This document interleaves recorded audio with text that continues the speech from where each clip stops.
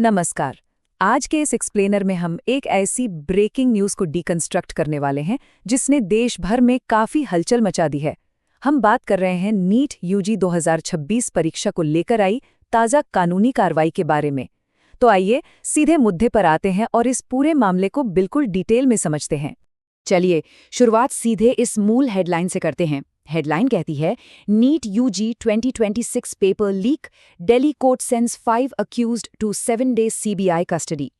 बिना किसी इधर उधर की बात के ये सटीक शब्द ही हमारे आज के इस पूरे विश्लेषण का आधार बनेंगे, क्योंकि यही वो पॉइंट है जहां से ये सारी स्टोरी अनफोल्ड हो रही है। तो चलिए सबसे पहले इसके पहले हिस्से को देखते हैं। Section 1, the NEET UG 2026 leak. आखिर ऐसी कौन सी स्थिति बन गई जिसकी वजह से कानून को बीच में आना पड़ा?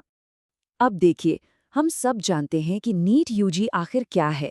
ये national eligibility cum entrance test है उन सभी अंडरग्रेजुएट्स के लिए जो इंडिया में मेडिकल फील्ड में अपना करियर बनाना चाहते हैं। ये सिर्फ एक एग्जाम नहीं है, बल्कि लाखों बच्चों के लिए एक आधारशिला है। तो आप सोच ही सकते हैं कि अगर आने वाले 2026 के टेस्टिंग साइकिल पर थोड़ी सी भी आंच आती है तो कितने सारे छात्रों का भविष्य सीधे दांव पर लग जाता है। यहाँ स्टेक्स सच में बेहद ऊंचे हैं। और इसीलिए यहाँ जो सबसे संगीन आरोप सामने आया है वो है पेपर लीक। ये शब्द अपने आप में बहुत भारी है।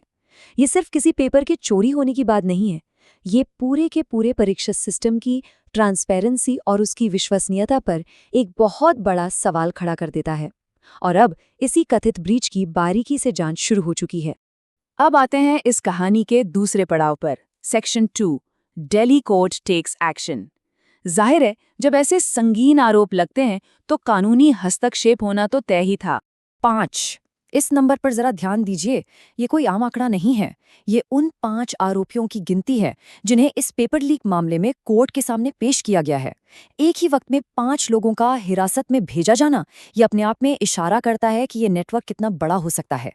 अगर हम इस स्थिति को थोड़ा और डीपली देखें तो यहाँ 2 मुख्य बिंदुओं का सीधा कनेक्शन बिल्कुल साफ दिखता है। एक तरफ है हमारा द अलेज्ड क्राइम, यानी जो कथित अपराध हुआ है, पेपर लीक, और ठीक उसके सामने है द जुडिशियल अथॉरिटी, यानी दिल्ली कोर्ट।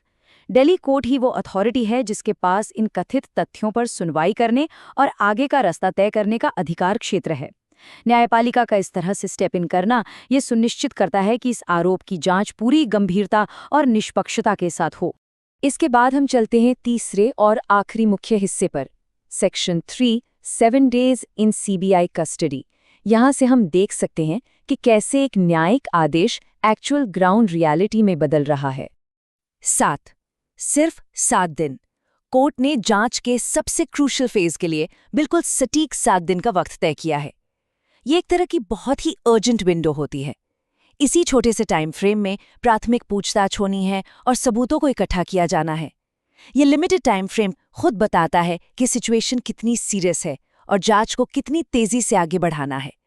और ये 7 दिन की कस्टडी आखिर किसको मिली है? सीबीआई को, यानी कि सेंट्रल ब्यूरो ऑफ इन्वेस्टिगेशन को। हम सब जानते हैं कि ये भारत की सबसे अहम और बड़ी जांच एजेंसी है।